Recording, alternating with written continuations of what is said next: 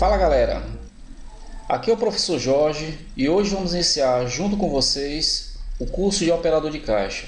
Bom aproveitamento a todos.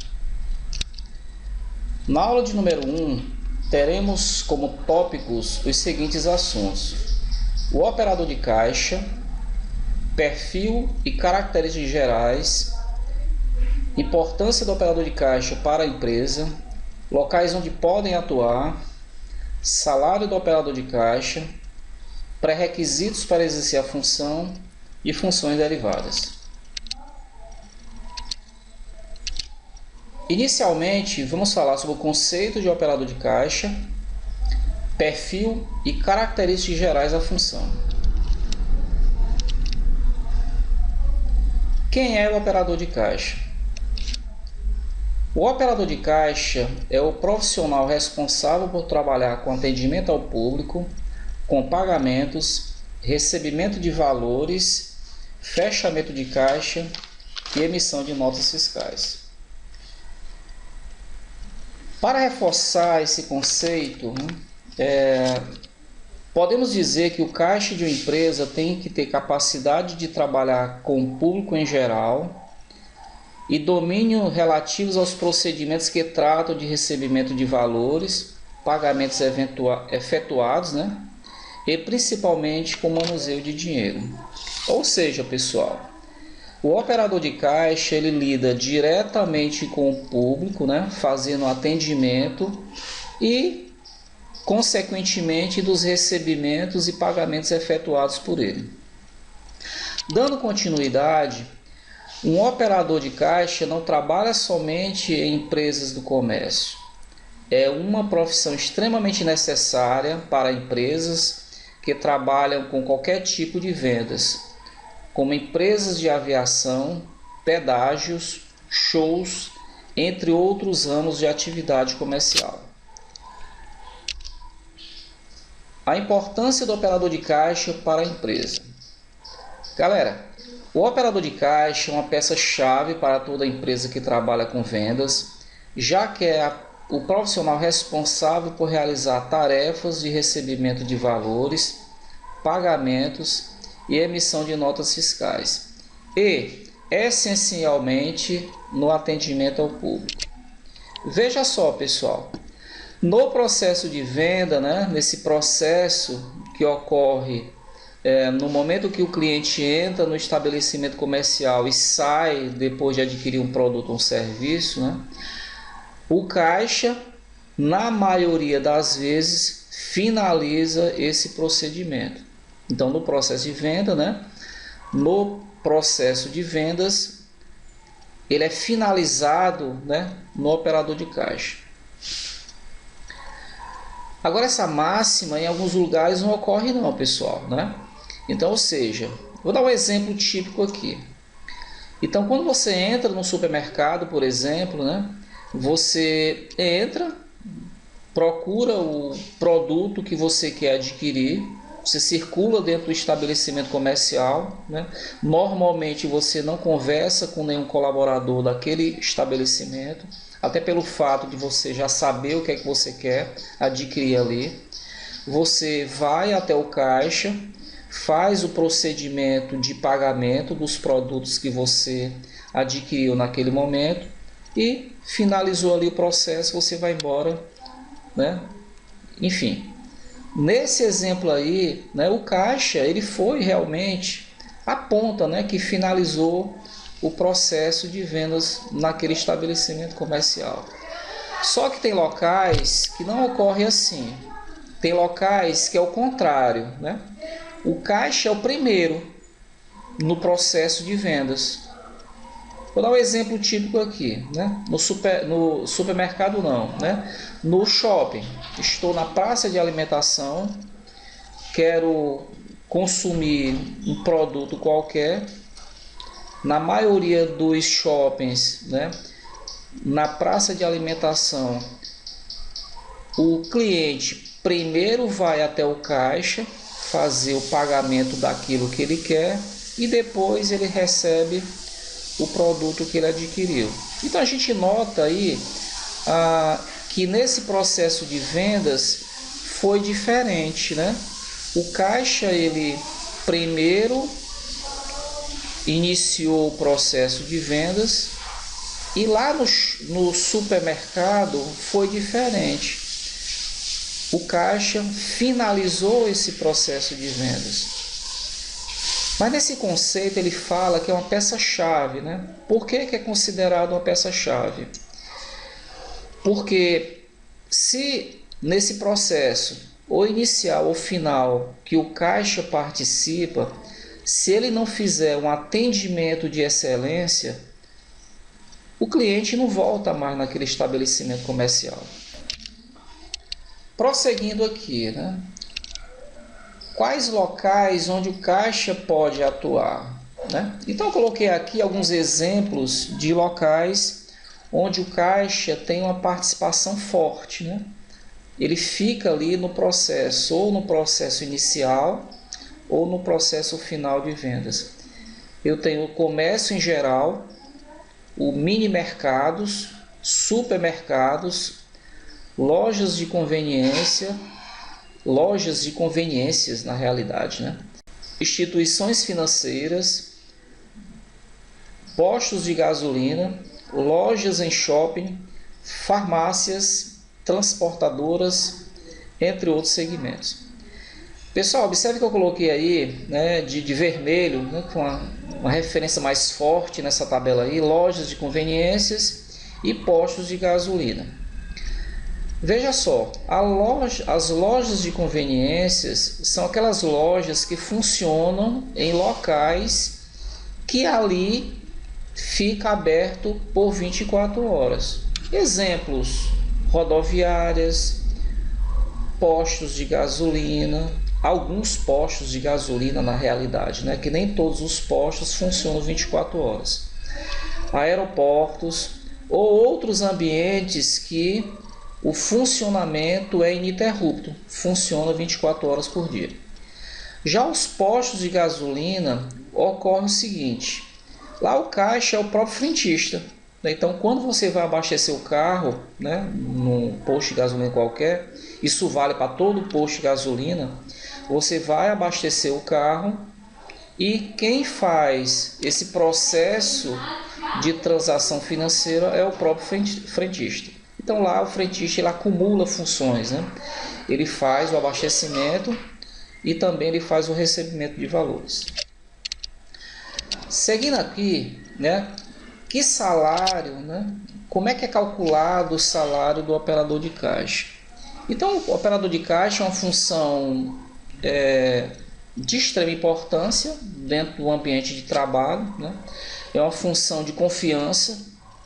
Então cabe a esse cargo um valor diferenciado de salário. Então, no cargo de operador de caixa, o colaborador inicia ganhando R$ 1.228 de salário e pode vir a ganhar até R$ 2.526. A média, pessoal, de salário para o operador de caixa no Brasil é de R$ 1.513. Veja só, pessoal. R$ 1.228 é um valor pequeno, R$ 2.226 é um valor mais, né, um valor maior. Como é que é feita essa distribuição de valores para que o operador de caixa ganhe como salário? Olha só, eu coloquei aqui um quadro resumo para vocês que vocês possam entender. Então eu tenho uma coluna onde tem tipo de empresa, né? Tem comércio de pequeno porte, comércio de médio porte e comércio de grande porte. O que define o porte de uma empresa é o tamanho da movimentação financeira que tem aquele estabelecimento comercial. Então uma empresa que tem pouca movimentação financeira, ela é classificada como comércio de pequeno porte. Um valor razoável de movimentação financeira, comércio de médio porte. Um local onde tem uma movimentação financeira muito intensa, a gente classifica como comércio de grande porte. Então cada porte, digamos assim, tem um valor médio de salário. Pequeno porte, 1.228, médio, R$ 1.513 e grande porte R$ 2.526. Professor, e esses valores serão eternos? Claro que não. São exemplos que são dados de salário, mas eventualmente esses valores são ajustados. Anualmente, os valores serão reajustados conforme a convenção coletiva de cada categoria de trabalho. Mas vamos lá, né? Dando seguimento aqui. Fora esse salário, né, que o operador de caixa ganha, ele ganha um outro tipo de adicional, né, até pelo fato de trabalhar com dinheiro ali, né, movimentação financeira no caixa dele. Claro que sim, né? Até pela função, que é uma função de relevância dentro do ambiente de trabalho, ele ganha também pelo risco de trabalhar com dinheiro. Então ele ganha sim, com certeza ganha. E esse adicional que ele ganha é chamado de adicional de quebra de caixa. Anotem, né, esse nome, né, adicional de quebra de caixa. Anotem na apostila, anotem no caderno, enfim. É o adicional que o caixa recebe pelo fato de trabalhar manuseando valores que não pertencem a ele. Dando seguimento aqui, o que é esse adicional de quebra de caixa?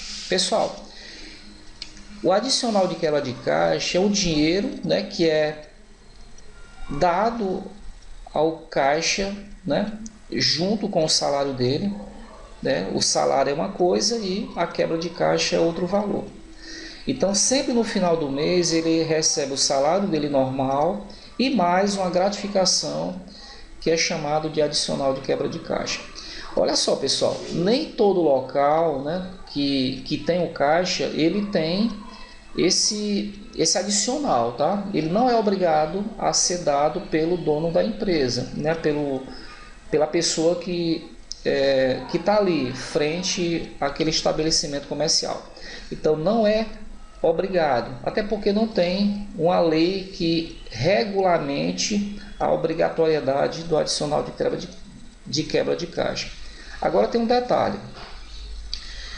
Se na convenção coletiva da categoria existir, né, um artigo que prevê o pagamento do adicional de quebra de caixa, aí sim, aquela empresa ela é obrigada a pagar o adicional de quebra de caixa. Então, o valor da quebra de caixa tem uma função, né? A gente paga para o caixa esse valor, mas tem uma função, né? Tem uma função que vai ser dito conforme o desenrolar da nossa aula de hoje. Então, o valor da quebra de caixa é feito de acordo com a convenção coletiva do sindicato, né, ou dos sindicatos, que pode ser um percentual sobre o valor do salário base do operador de caixa ou de um valor fixo. Ou seja, pessoal, estando previsto na convenção coletiva da categoria, né, daquela pessoa que trabalha como caixa, ali pode estar escrito uma porcentagem, e essa porcentagem vai valer para calcular esse valor do adicional. Ou se não tem um valor através de uma porcentagem, deve existir o valor fixo, né? Dando como exemplo aqui, né, o valor menor, R$ 1.228. Então vamos supor que seja uma porcentagem, né? Aí na convenção vai estipular se vai ser 10%, 15%, enfim, quem define a porcentagem que o empregador vai ter que pagar é a convenção coletiva. O valor fixo do mesmo jeito. No quadro aqui, né, que vocês estão visualizando aí agora, né, eu coloquei o salário médio, um adicional 10%, lembrando que esse 10% ele não é uma porcentagem fixa, pode ser menor, como também pode ser maior.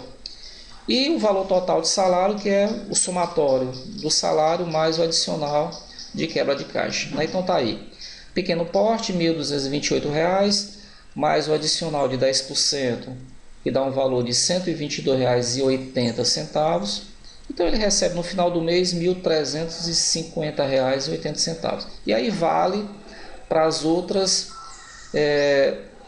médias salariais, né, do comércio de médio porte, e o comércio de grande porte funciona do mesmo jeito, sem nenhum tipo de diferença. Olha só, pessoal, né? Pré-requisitos para exercer a função de caixa de uma empresa. Aqui eu coloquei 4 pré-requisitos, mas, né, dependendo do tipo de seleção que está sendo feita, dependendo do tipo do comércio, né, do porte do comércio, os pré-requisitos podem ser maiores do que esses que estão expostos aqui. Então tem o ensino médio completo, né? A pessoa tem que ter o ensino médio completo. Na realidade, o ensino médio completo tem que ser para qualquer tipo de função que a pessoa tem que exercer. É importante também ter o conhecimento de informática, né? Porque através do conhecimento de informática ele tem condição de suprir algumas exigências da funcionalidade da função. Tem que ter cursos de capacitação profissional na área, né?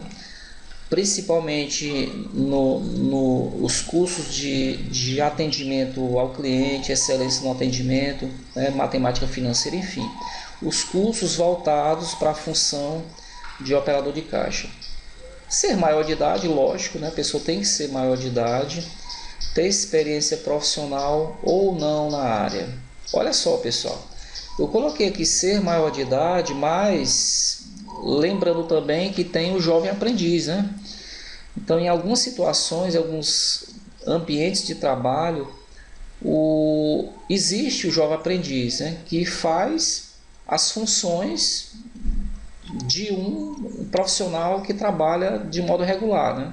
Então, pode ser também classificado como pré-requisito para exercer a função de caixa de uma empresa. Muito bem, pessoal. Funções derivadas. O que vem a ser essas funções derivadas? Veja só. Essas funções derivadas, nem todo local vai existir as funções derivadas. Funções derivadas são aquelas que existem pelo fato de ter o caixa de uma empresa. Para que a gente consiga entender direitinho essas funções derivadas, vamos para o supermercado. Então, lá no supermercado é típico do comércio que vai existir essas funções derivadas. Então, a primeira função derivada que a gente vai ver pela existência do caixa naquele estabelecimento, no caso do nosso exemplo, o supermercado, o fiscal de caixa, né? Quem é o fiscal de caixa?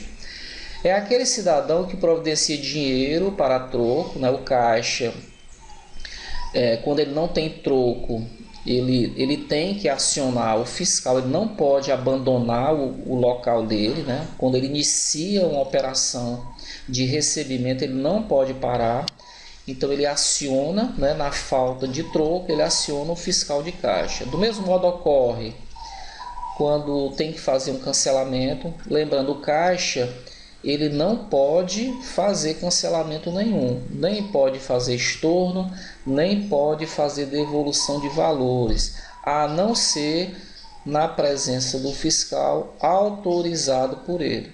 Então o fiscal ele faz essa ponte, né, entre a administração da empresa e as atividades eventuais que ocorrem no dia a dia de trabalho do caixa, né? Então tá aí. E eu tenho também o supervisor de caixa. Quem é o supervisor de caixa? Lembrando que esses dois exemplos aqui ocorrem no supermercado, né? Em locais que tem mais de um caixa trabalhando. Eu coloquei supermercado, que é o exemplo mais comum que todo mundo aí vai mentalizar na cabeça. Mas também ocorre em lojas grandes que tem vários caixas trabalhando ali. Então o supervisor de caixa ele tem um papel importante, né?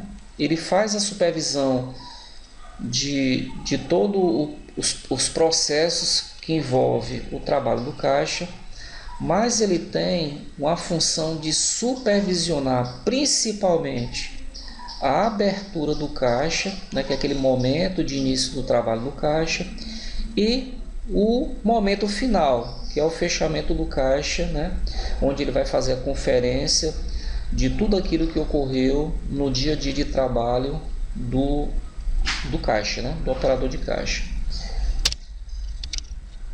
Então, pessoal, né, esse foi o nosso primeiro conteúdo, né, da nossa primeira aula de operador de caixa.